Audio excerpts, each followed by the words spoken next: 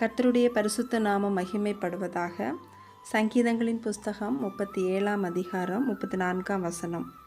நீ கர்த்தருக்கு காத்திருந்து அவருடைய வழியை கைக்கொள், அப்பொழுது நீ பூமியை சுதந்தரித்து கொள்வதற்கு அவர் உன்னை உயர்த்துவார், துன்மார்க்கர் அறுப்புண்டு போவதை நீ காண்பாய். பிரியமானவர்களே, இன்றைக்கி நாம் அநேக காரியங்களை குறித்து சோர்ந்து போகிறவர்களாக, நம்ம எதிர்பார்க்கிற காரியங்கள் நடக்கவில்லையே, இல்லை நம்முடைய வாழ்க்கையில் எந்த முன்னேற்றமும் இல்லையே என நாம் நம்முடைய வழியை தெரிந்து கொண்டு இன்னும் நாம் கர்த்தருக்கு காத்திருக்கிறதுனால் பலன் இல்லை என்று நாம் நினைப்போமானால், இந்த வசனம் நமக்கு சொல்லுகிறது, நீ கர்த்தருக்கு காத்திருந்து அவருடைய வழியை கைக்கொள், அப்பொழுது நீ பூமியை சுதந்தரித்து கொள்வதற்கு அவர் உன்னை உயர்த்துவார் என்று சொல்லுகிறது. பிரியமானவர்களே, ஏன் நாம் கர்த்தருக்கு காத்திருக்க வேண்டும் என்றால், இந்த உலகத்தில் நாம் ஆசைப்படுகிற எந்த ஒரு ஆசீர்வாதத்தையும் நமக்கு தரது ஆண்டவருக்கு ஒரு பெரிய காரியமே இல்லை. அவர் வானத்தையும் பூமியும் உடைய தேவன். ஆனால் நம்முடைய வாழ்க்கை, நம்முடைய வழிகள் அவருக்கு ரொம்ப முக்கியமாக இருக்கிறது. நாம் தனக்கேற்ற நிலத்தில் முளைக்கிற ஒரு மரம் கிடையாது. அவருக்கேற்ற நிலத்தில் தான் நம்மை அவர் நாட்டி இருக்கிறார். நாட்டப்பட்ட நாம் அவருக்கு ஏற்றது மாதிரி தான் வளர வேண்டும். பாருங்கள், இதே அதிகாரம் 35வது வசனத்தில், அதாவது அடுத்த வசனத்தில் சொல்லப்பட்டிருக்கிறது, கொடிய பலவந்தனான ஒரு துன்மார்க்கனை கண்டேன். அவன் தனக்கேற்ற நிலத்தில் முளைத்திருக்கிற பச்சை மரத்தைப் போல தலைத்தவனாயிருந்தான். ஆனாலும் அவன் ஒளிந்து போனான். பாருங்கள், அவன் இல்லை. அவனை தேடினேன், அவன் காணப்படவில்லை என்று சொல்லப்பட்டிருக்கிறது. துன்மார்க்க ஜீவியம் வாழுகிறவர்கள், அதாவது தங்களுக்கு தோணுகிற, தங்கள் மனதுக்கு சரியாக தோன்றுகிற காரியங்களை, வழிகளை தெரிந்து கொண்டு போகும்போது ஆரம்பத்திலே பச்சை மரத்தை போலத்தான் தழைத்து காணப்படுவார்கள். ஆனால் முடிவிலே பார்த்தோம்னா அவங்க அங்கே இல்லை. அவர்களால் நிலைத்திருக்க முடியவில்லை.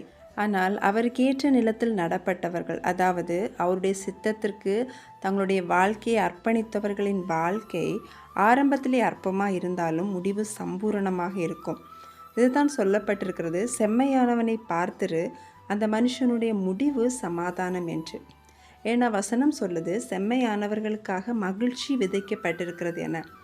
விதைத்த மகிழ்ச்சியை நாம் அறுக்க வேண்டுமானால் நாம் கர்த்தருக்கு காத்திருக்க வேண்டும். அவருக்கு காத்திருந்து அவர் வழியை கைக்கொள்வது என்பது அவர் நம்மை உயர்த்தும்படிக்கு நாம் அவருடைய கைக்குள் அடங்கி இருக்க வேண்டும். அதாவது ஒரு விதை தன்னுடைய விருப்பப்படி பக்கத்து நிலத்தில் போய், அதாவது பண்படுத்தப்படாத நிலம் இல்லை தரிசு நிலத்தில் போய் விழுந்து தானாய் முளைத்து வளருகிறது என்றால் அதை கவனிக்க யாரும் இருப்பதில்லை. அதற்கு வேலி கிடையாது, அதனுடைய களைகள் அகற்றப்படாது, தண்ணீர் பாய்ச்சப்படுவதில்லை, உரம் போடப்படுவதில்லை. அது வளர்ந்தாலுமே நிலைத்திருக்க முடியாது, அது ஒளிந்து போகிறது. ஆனால் அவருடைய கைக்குள் நாம் இருக்கும்போது அந்த நிலம் தரிசு நிலமாக இருக்க முடியாது. நம்முடைய இருதயம் கடினமாய் நிச்சயமாக இருக்க முடியாது. அவர் அதை பண்படுத்துகிறார். நீங்கள் பண்படுத்தப்பட்டு விதைக்கப்படுவீர்கள் என்று வசனம் சொல்லுகிறது. சுற்றிலும் அவர் வேலி அடைக்கிறார். நம்மிடத்தில் காணப்படுகிற களைகளை அவர் அகற்றுகிறார். அவர் நீர் பாய்ச்சுகிறார். அப்போது அந்த மரம் நிலைத்திருக்கும், அது கனி கொடுக்கும், பார்க்கவும் அழகாக தோன்றும். ஆனால் இந்த பண்படுத்துகிற களை அகற்றுகிற காரியம் நமக்கு கொஞ்சம் வலியாகத்தான் இருக்கும். ஆனாலும் நாம் அவர் நிழலே, அவருடைய சமூகமே தஞ்சம் என்று இருக்கும்போது ஏற்ற காலத்திலே கர்த்தர் நம்மை உயர்த்துவார். துன்மார்க்கர் அறுப்புண்டு போவதை நாம் காண முடியும். அவர் சமூகத்தை விட்டு விலக்கின காரியங்கள், இல்லை நமக்கு தடையாக இருந்த காரியங்கள் ஒளிந்து போவதை நாம் பார்க்க முடியும். நம்முடைய இருதயம் பண்படும் போது அவர் விதைக்கிற விதைகளாகி அவருடைய வசனங்கள் கிரியை செய்கிற அளவுக்கு நம்முடைய இருதயம் பண்படும், பக்குவப்படும். அதற்காகவே கர்த்தர் காத்திருக்கிறார். நாம் கீழ்ப்படிந்து அவருக்கு காத்திருக்க வேண்டும். கானானை சுதந்தரிப்பதற்கு முன் இஸ்ரவேல் ஜனங்கள் அவர்கள் கர்த்தருடைய வழிகளில் நடக்கிறார்களா என சோதிப்பதற்காக அவர் வனாந்தரத்திலே நடத்துகிறார். அப்படி வனாந்தரத்தில் நடத்தின போது அந்த மேகத்துக்கு கீழே அடங்கியிருக்க முடியாமல் அவசரப்பட்ட அனைவருமே அழிக்கப்படுகிறார்கள். இவர்கள் அனுபவித்த எல்லா காரியங்களையும், அதே வேதனையின் பாதையையும் யோசுவாவும் காலேபும் கூட சந்திக்கிறார்கள். ஆனாலும் அவர்கள் கர்த்தரை நம்பி அவரை உத்தமமாய் பின்பற்றினபடியால் கானானை சுதந்திரித்தார்கள் என்று நாம் அங்கே பார்க்கிறோம். இந்த உலகத்தில் இருக்கிற எந்த நபரையும் பார்த்து கிறிஸ்துவுக்குள்ளான நம்முடைய வாழ்க்கையை நாம் ஒப்பிடக்கூடாது. இந்த உலகமும் உலகம் சார்ந்த காரியங்களும் அது நமக்கு சத்துரு ஏற்படுத்தின கண்ணியாக காணப்படுகிறது. நம்மை குறித்த ஆண்டவரின் திட்டம் என்பது அது மேலானது, நாம் நினைத்து பார்க்க முடியாமல் இருக்கிறது. அவர் யோசனையில் பெரியவரும் அவர் செயல்களில் மகத்துவமுள்ள தேவனாக இருக்கிறார். வேதத்திலே ஈசாக்கை பற்றி சொல்லப்பட்டிருக்கிறது. அவன் கேரார் ஊரில் வசிக்கும் போது அங்கே பஞ்சம் உண்டாகிறது. கர்த்தர் ஈசாக்கிடம் சொல்லுவார், நீ எகிப்துக்கு போகாமல் நான் சொல்லுகிற தேசத்திலே குடியிரு, நான் உன்னை ஆசீர்வதிப்பேன் என்று சொல்லுகிறார். ஈசாக்கு கர்த்தருக்கு கீழ்ப்படிந்து அங்கே இருக்கிறான். கர்த்தரும் அவனை ஆசீர்வதிக்கிறார். இதை பார்த்த அந்த பெலிஸ்தியர்கள் அவன் மேல் பொறாமை கொண்டு அவன் இருந்த இடத்தை விட்டு அவனை துரத்துகிறார்கள். அந்த கேராரின் ராஜா அபிமலேக்கு அவனை இருந்த இடத்தை விட்டு துரத்துகிறான். அவன் விலகி போய் பள்ளத்தாக்கிலே கூடாரம் போட்டு அங்கே ஒரு துறவை தோண்டுகிறான். ஏசேக்கு என்கிற துறவை தோண்டுகிறான். அதை தோண்டும் போது அந்த கேராரூரின் மேய்ப்பர்கள் அவனுடைய வாக்குவாதம் பண்ணுகிறார்கள். இந்த துறவு தங்களுடையது என்று சொல்லி வாக்குவாதம் பண்ணுகிறார்கள். ஆனாலும் இந்த ஈசாக்கு கர்த்தருக்கு பயந்தவனாக இருந்ததால் அவர்களோடு வாக்குவாதம் பண்ணாமல் அதை விட்டு விலகி செல்கிறான். திரும்பவும் 2வதாக சித்னா என்னும் ஒரு துறவை தோண்டுகிறான். அங்கேயும் அவர்கள் வாக்குவாதம் பண்ணுகிறார்கள். ஈசாக்கு அங்கேயும் விட்டு விலகி இன்னொரு இடத்துக்கு போகிறான். ஈசாக்கு கர்த்தருக்கு பயப்படுகிறவனாக காணப்பட்டான். ஆகவே தான் பின்பு யாக்கோபு ஈசாக்கின் தேவனை குறித்து சொல்லும்போது ஈசாக்கின் பயபக்திக்குரியவர் என்று சொல்லுவார். கர்த்தருக்கு பயந்து அந்த வாக்குவாதத்தை விட்டு விலகி போன பின்பு 3வது துறவை தோண்டும் போது அங்கே வந்து யாரும் வாக்குவாதம் பண்ணவில்லை. இது கர்த்தர் நமக்கு கொடுத்த ஆசீர்வாதம். நாம் பெருகும்படிக்கு கர்த்தர் நமக்கு இடம் உண்டாக்கினார் என்று சொல்லி அந்த துறவுக்கு ஈசாக்கு ரெஹோபோத் என்று பெயரிடுகிறான்.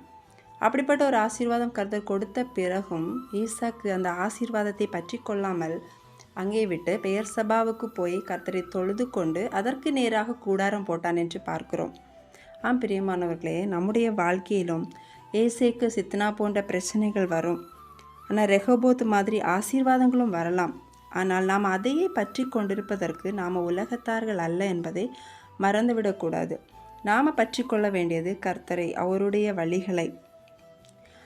ஈசாக்கை துரத்தினவர்கள், அதாவது ஈசாக்கின் மேல் பொறாமை கொண்டு அவனை துரத்தினவர்கள், அவனை எதிர்த்தவர்கள் அவனை தேடி வந்து சொல்லுகிறார்கள், நிச்சயமாகவே கர்த்தர் உம்மோடு கூட இருக்கிறார், நீர் கர்த்தரால் ஆசீர்வதிக்கப்பட்டவராமே என்று சொல்லுகிறார்கள். பிரியமானவர்கள், இப்படிப்பட்ட ஒரு சாட்சியை, அதாவது உயர்வைத்தான் கர்த்தர் நமக்கும் வைத்திருக்கிறார். நம்மை பார்த்தும் மற்றவர்கள் நிச்சயமாய் கர்த்தர் உங்களோடு இருக்கிறார், நீங்கள் கர்த்தரால் ஆசீர்வதிக்கப்பட்டவர்கள் என்று சொல்லும்போது அது நமக்கு எவ்வளோ ஒரு மகிமையான மேன்மையான காரியமாக இருக்கும். யோசித்து பாருங்கள். அந்த மகிமையே நமக்கான சுதந்திரத்தை கொண்டு வரும். ஆகவே எந்த சூழ்நிலையிலும் நம்ம கர்த்தருக்கு பயந்து அவர் வழிகளில் நடப்போம். நமக்கு சத்துருவாய் இருப்பவர்களும் நம்மோடு சமாதானம் ஆவார்கள். சாத்தான் அறுப்புண்டு போவான். நாம் நிச்சயமாக அதை பார்க்க முடியும். நாம் விசுவாசித்திருக்கிற தேவன், அவர் நம்மை உயர்த்த உண்மை உள்ள தேவனாக இருக்கிறார். அந்த நம்பிக்கையோட கர்த்தரை நோக்கி பார்த்து அவருக்கு காத்திருப்போம். கர்த்தர் நம்ம ஒவ்வொருவரையும் ஆசீர்வதிப்பாராக. ஆமேன். ஜெபிக்கலாம். எங்களை அதிகமாக நேசிக்கிற எங்கள் நல்ல தகப்பனே, உம்முடைய அன்புக்கு இணை எதுவுமே இல்லைப்பா. எங்களை உயர்த்த வேண்டும், எங்களுக்கு தயவு செய்ய வேண்டும் என்று எப்போதும் வாஞ்சிக்கிற எங்கள் நல்ல தகப்பனே, அப்பா உமக்கு நன்றி செலுத்துகிறோம். உம்முடைய பிள்ளைகளாக உம்முடைய நிழலிலே தரித்திருந்து உமக்கு காத்திருக்கவும், உம்முடைய வழிகளில் நாங்கள் நடக்கவும் எங்களுக்கு நீங்கள் கிருபை செய்யுங்க. சத்ருவுடைய கண்ணில் சிக்கி கொள்ளாதபடிக்கு அவன் அறுப்புண்டு போவதை காண எங்களுக்கு கிருபை செய்யுங்கப்பா. நீங்கள் எங்களுக்கு வைத்திருக்கிற அந்த மேலான ஆசீர்வாதங்களை, உயர்வுகளை நாங்கள் பெற்றுக்கொள்ள எங்களுக்கு அனுக்கிரகம் பண்ணுங்க. மீட்பர் இயேசு கிறிஸ்துவின் நாமத்திலே கெஞ்சி மன்றாடுகிறோம் பிதாவே. ஆமேன்.